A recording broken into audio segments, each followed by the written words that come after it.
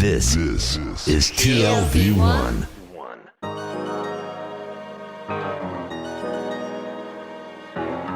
The Tel Aviv Review.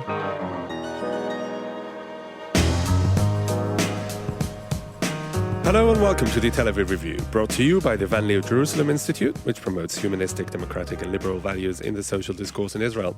I'm your host, Gilad Halpern, and before we start, I have a small request. If you like us, please show it. We need your support. Please give to our show by going to our homepage, that's tlv1.fm/Tel Aviv Review. Scroll down to the bottom and you'll see a big red button that says Patreon. Click on it and support us. We're counting on you. My guest today is an assistant professor of Israel Studies at Binghamton University in New York. He is the author of the forthcoming book entitled Marking and Mapping the Nation, A History of Israel's Hiking Trail Network. Dr. Shay Rabineau, hello and welcome to the Tel Aviv Review. Hi, thank you. So just like anything in Israel, even hiking is not ideologically neutral, right? What role did hiking play in the nation building of the Israeli nation? Wow, okay, that is a big question. It's kind of the central question of my dissertation project that I wrote when I was a doctoral candidate at Brandeis University, and it's the question that I'm continuing to work on now. So the way I first began to approach that question, right, what's the role of hiking? I had to first learn why that question even was relevant. I had to get to that question, right?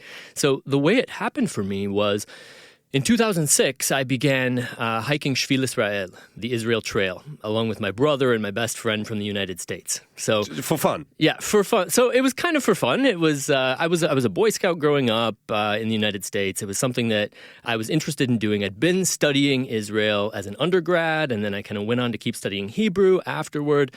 I'd traveled to Israel a few times in the framework of I was actually working for a Christian tour operator based in Oklahoma City. So I was engaged, connected with Israel, but I was very much an American, very much kind of an outsider to Israeli culture.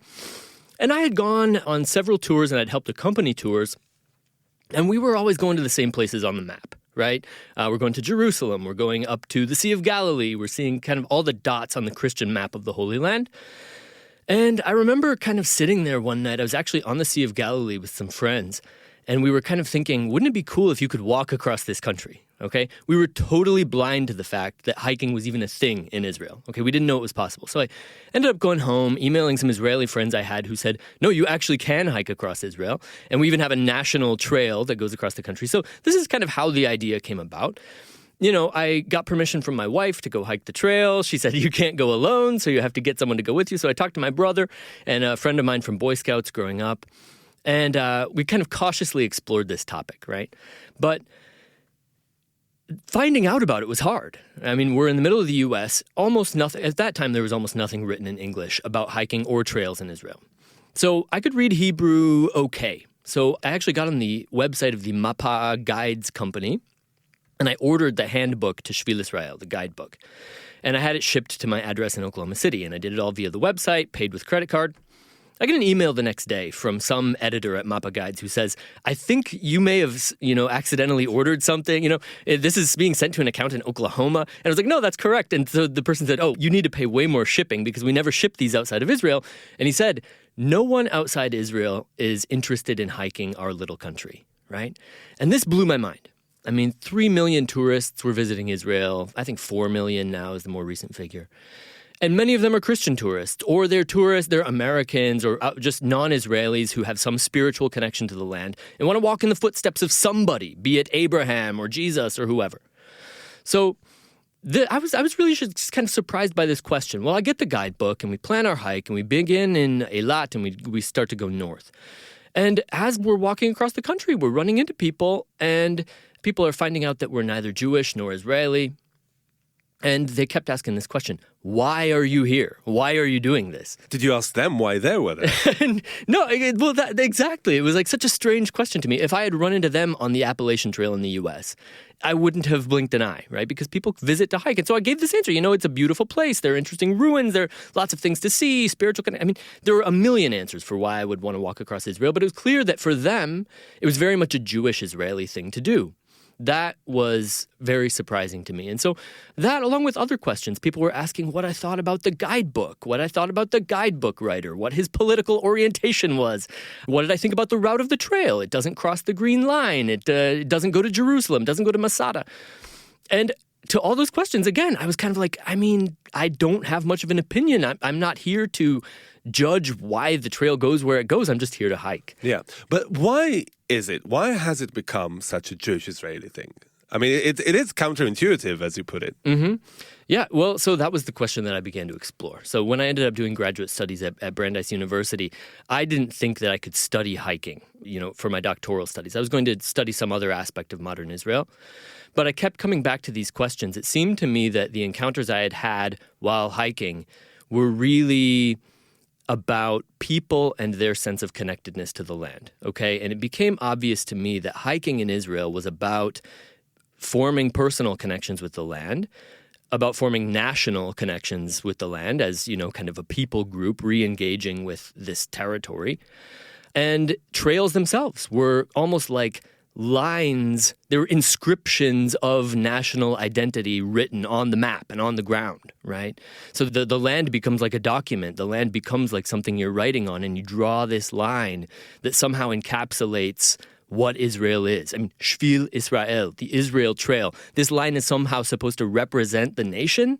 Of course, people are going to fight about it. But how did it become a Jewish-Israeli thing? I mean, this became the question that I wanted to explore. Why do people hike in Israel? I mean, look, Israel's the only country in the Middle East that has a major marked and mapped hiking trail network, okay? Recently, you have the Lebanon Mountain Trail, you have the Jordan Trail, you have the Sinai Trail. These are all countries right around Israel. These are all countries who have seen what Israel has done with hiking trails, and I think have seen some potential in their own countries. But Israel's the only one to build a 10,000-kilometer network of trails on the level, it's on par with European trail networks. In fact, if you look at the density of Israeli trails, per square kilometer of land, it ranks up there with Switzerland, Germany, the places where modern hiking and waymarking, putting marks on the ground, that's where that began in the 19th century. I think a more interesting comparison to the developed networks of hiking trails in Europe. But there, they are almost entirely recreational, and here it is a highly ideological endeavor. Right. How did it become? How was it co-opted into the realm of ideology? Okay, I would say it wasn't co-opted. I would say the European networks started as ideological trail networks. Israel sort of inherited its ideas about trail marking and hiking from Europe, kind of interwar Europe, and then Israel built its trail networks along those lines. German trail networks, Polish, they were all born. Modern hiking was really born in the heyday of late 19th century, early 20th century nationalism. Israel built its trail network along those lines. The difference is Israel still has a kind of nationalist trail network, and these other countries have transitioned out to make their trails for tourists. Right. So Israel hasn't made that transition yet, and I would say that the reason for that has to do with the fact that this is still contested territory. There's still questions about who will control the land in the long term. So that's how it started in Europe. It was like assuming someone's sovereignty, someone's, the existence of the nation over the land. That's like the very basic roots of the... Yeah, I think so. You can trace European hiking back to, when walking becomes hiking is kind of a blurry area, but a lot of people will trace it back to, you can go back as far as the Protestant Reformation with people doing these journeys across Europe, but then it's really the Romantic period. You have people like Rousseau and Wordsworth, these kind of romantic thinkers who have these kind of democratizing ideals. And for them, walking across a country is a way for people to connect with land, to connect with nature. And those ideals hang on into neo-romanticism in late 19th century, early 20th century. And so in places like Germany, the Czechoslovakia, people begin marking trails so that youth can go and know their homeland. Okay? You have this idea in Germany of like Heimatkunde, this knowledge of the homeland. And yediat. Exactly. Mm-hmm. So basically in the teens and 20s, you have this efflorescence of hiking trails growing across Europe. Sometimes they're marked in national colors, right? So Bohemians in Czechoslovakia are painting trails in red and white blazes because these are sort of the national colors of Bohemia. In the Sudetenland, where it's German-speaking, and it's, again, contested territory, you have Czech hikers going and marking a trail one day, German hikers coming and erasing their markings the next and putting their own markings down. So there's kind of a battle of way marking that's kind of this grassroots part of larger contests over territory. And the importation of it to the Zionist reality in pre-state Israel, we're talking about the first half of the 20th century, was it conscious? Did they know that they were, importing an essentially European endeavor into the land? Yes. So really, hiking becomes a big thing in British Mandate Palestine. It's really around 1920. You have European youth movements, Zionist youth movements coming from Europe. So HaShomer HaTzair is kind of the major one that does hikes, all kinds of hikes in Central Europe, Eastern Europe. And when their guides start making aliyah, they start showing up in Palestine, immigrating, they start leading hikes here. So as they journey across the land, they bring these European ideals.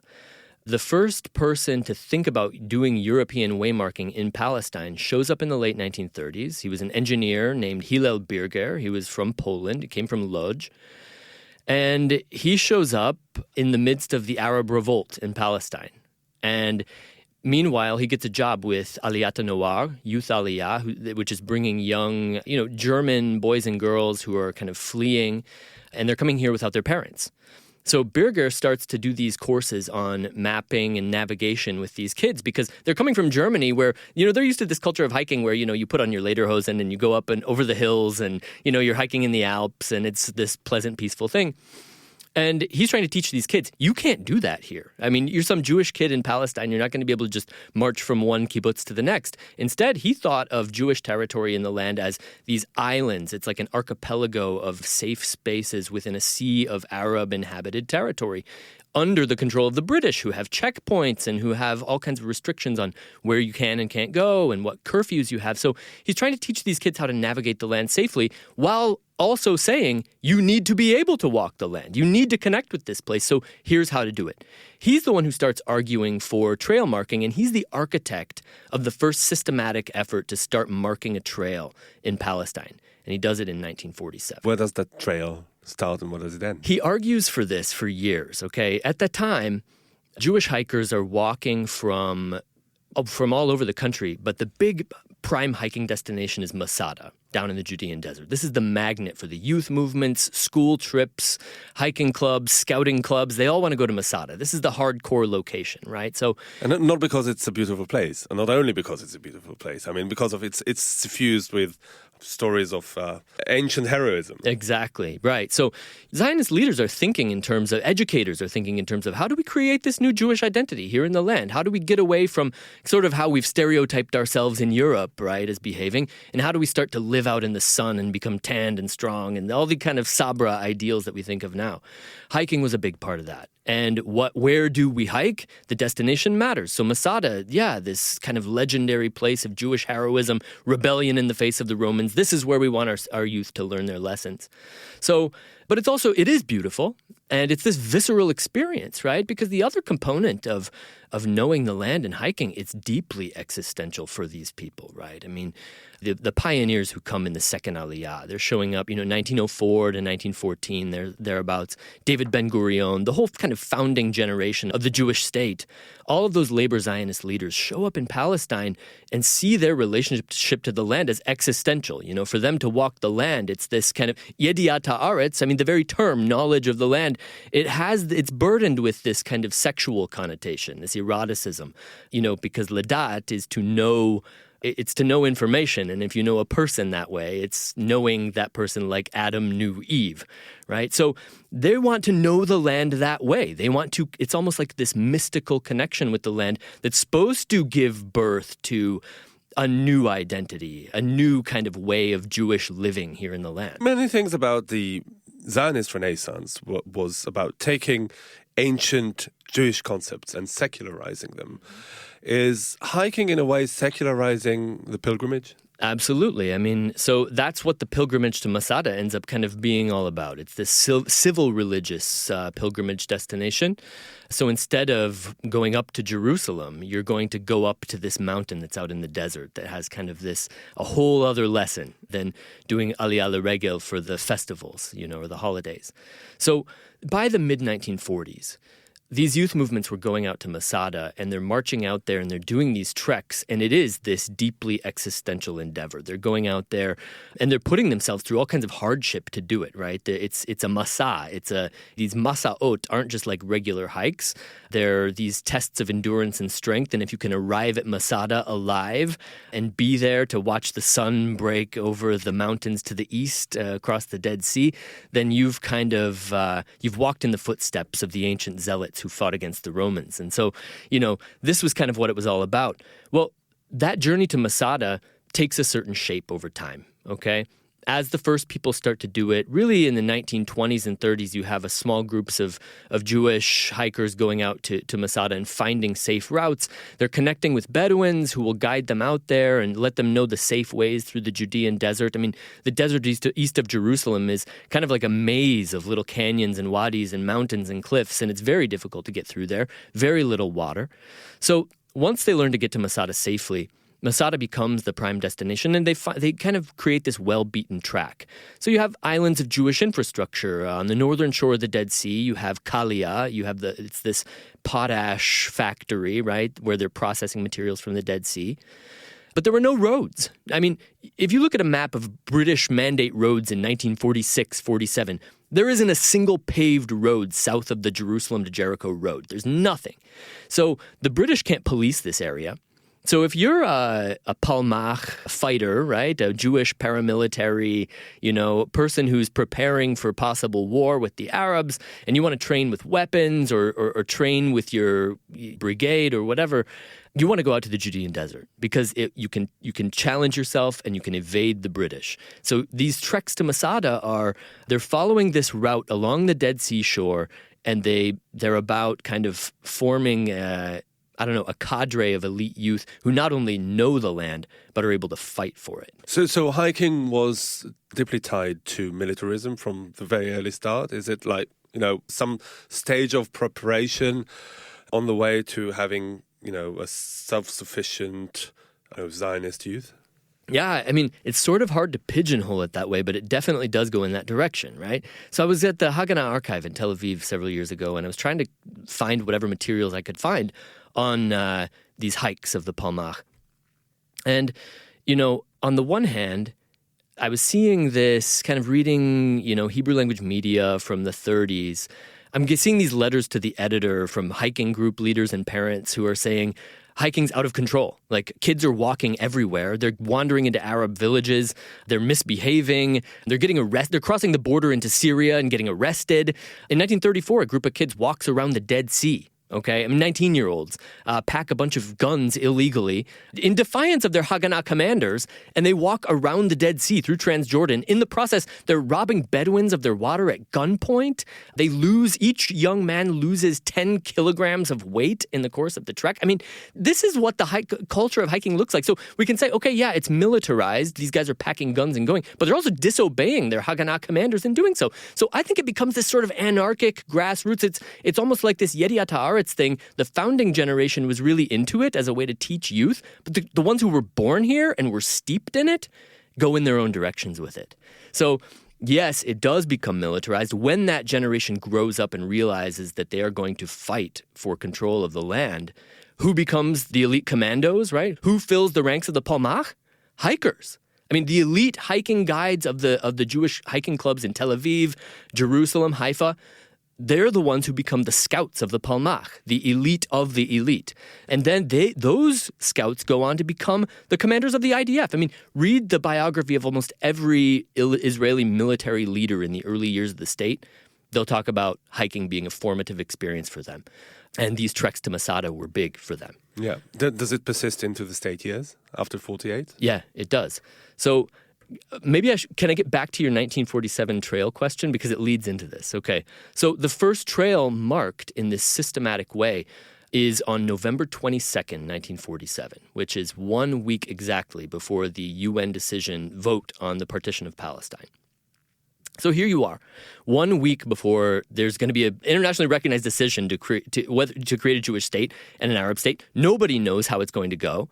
And this guy, Hillel Berger, the guy who I was telling you about, he finally gets permission from the Haganah General Staff to mark a trail. They give him 100 Palestine pounds, and a bucket of paint. And he buys a bucket of paint, and he brings some ladders out to Kibbutz Bet Arava on the northern shore of the Dead Sea. And he and a group of volunteers from the kibbutz and Palmach scouts carry this equipment out to the most difficult and dangerous part of the trail to Masada. So it's this place called Ras Feshcha. It's called Rosh Tzukim now. There's a park at the bottom, Enot Tzukim, if you ever go down by the Dead Sea. And they mark a 2-kilometer trail that goes up this rocky headland that overlooks the Dead Sea.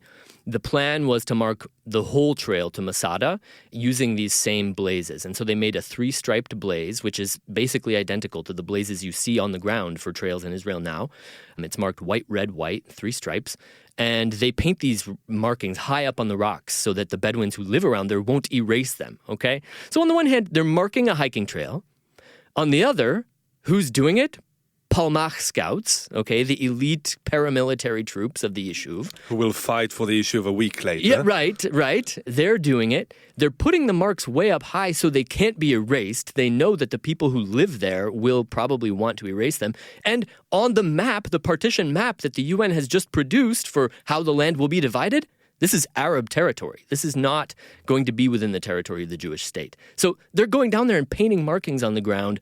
I think it's a claim on territory. I think it's almost a statement to say, we want to maintain the right to be able to walk this route to this place, to Masada, that's important to us. So after 1948, after the state is established, I mean, in a way, it would undercut these efforts because Israel, it took a few months, but the state of Israel assumed its borders, assumed its territories. There was really no need of that permanent revolution, territorial revolution of, making your presence felt. You would think, but nonetheless, it persisted. Yeah, that's right. So after the state's established, right, that first trail, of course, is taken over by the Jordanian Arab Legion. Jordan takes control of the West Bank. Israel's first trail is unusable for the next 19 years. And nobody marks trails in the 1950s. This engineer, Birger, he had become the Palmach's kind of navigational topographic guru. And in the early IDF, the book he wrote on topography and navigation becomes still the guidebook for soldiers and remains that way for decades. So he's still out there banging the drum for trails. He's talking to his military contacts, even after he goes back to being an engineer in Tel Aviv. But the culture of hiking has to figure out what it's going to be with the establishment of the state. I mean, you had these young men and women who'd been steeped in yediat haaretz, right? And they had to figure out now, in these new boundaries, how do we explore this land? So they still want to put on their khaki clothes and go marching along the borders, okay? They're still following kind of in this wake, the wake of that Palmach image. And that was still kind of the sexy thing to do. You have the Nachal settlement, unit and things like this in the military. And so people are going out and they're wanting to walk along these far-flung borders. So in the 50s, that's what people are doing, but they're dying, okay? And some of them are walking the borders of the land in areas where the borders aren't clear. I mean, think of Israel in its early days. I mean, it's easy to think of it now as having so much control over the territory it inhabits, but back then, nobody had the money, nobody had the equipment to even mark the boundary between Israel and Jordan through the Arava. The border between Sinai and Israel is largely unmarked. It's completely porous. I mean, people can go back and forth through these desert areas. And if you're a hiker down there, if you're a hiker at En-Gedi, for example, En-Gedi on the shore of the Dead Sea, you're right under the shadow of the Jordanian border. And there are hikers who hike up there and get shot from across the border.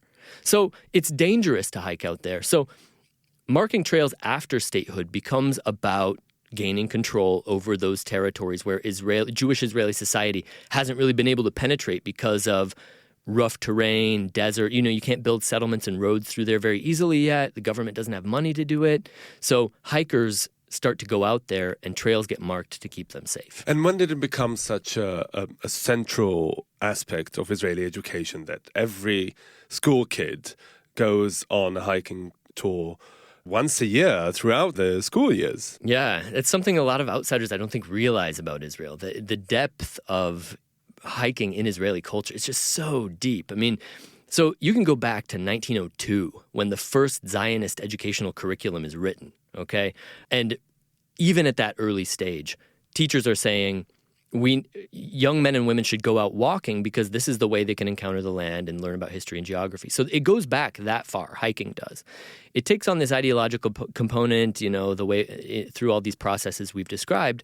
But yeah, after statehood, the annual trip remains a part of the school curriculum.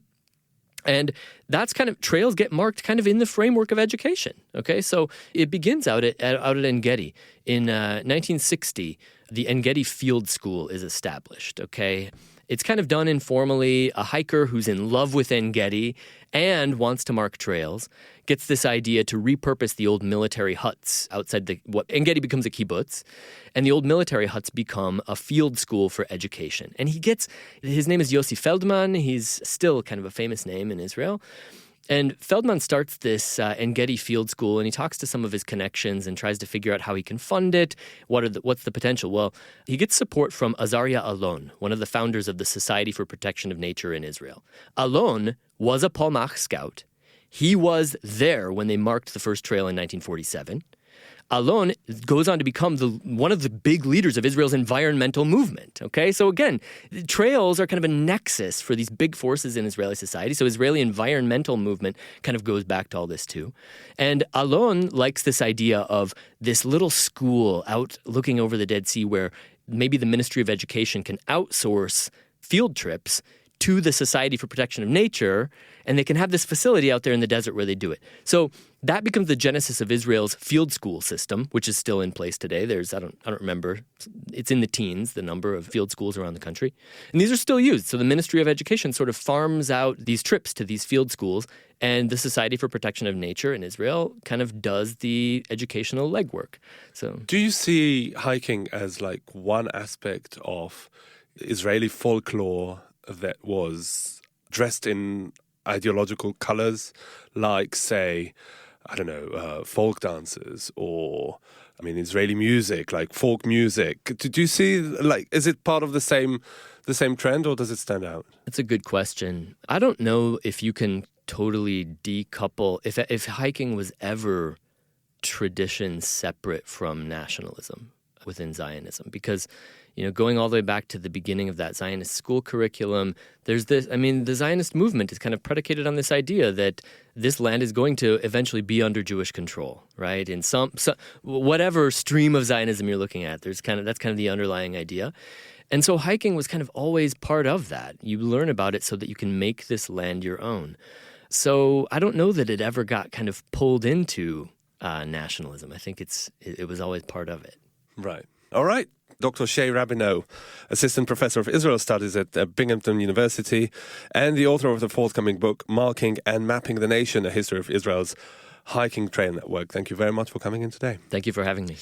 And big thanks to Gizem Ozdemir, our sound engineer, and to Itai Shalom, our producer, as well as to the Van Leer Institute for their generous support, and of course my co-host Dalia Shendlin, who will be back with us next week. And now, another request. Please consider writing us a review on iTunes and support us by going to our website, that's tlv1.fm/Tel Aviv Review, and subscribing onto our Patreon campaign. Check out our archive with almost 500 interviews if you like us. You can also like us on Facebook. Our page is called the Tel Aviv Review Podcast, Ideas from Israel. And follow me and Dalia on Twitter. Join us again next week for another edition of the Tel Aviv Review. And until then, goodbye.